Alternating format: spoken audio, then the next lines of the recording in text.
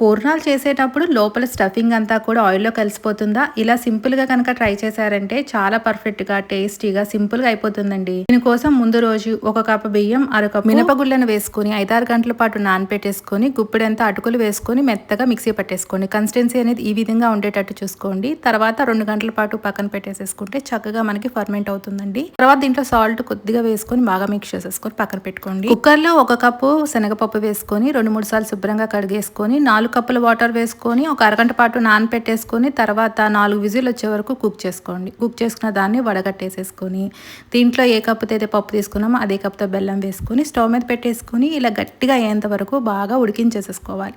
తర్వాత కొద్దిగా యాలకుల పొడి, 2 టేబుల్ స్పూన్ల కొబ్బరి పొడి వేసుకొని ఒక 2 నిమిషాల పాటు ఉడికించేసేసుకొని చల్లారేంత వరకు పక్కన పెట్టేసుకొని చిన్న చిన్న బౌల్స్లో చేసుకోండి. కన్సిస్టెన్సీ ఈ విధంగా ఉండేటట్టు చూసుకోండి.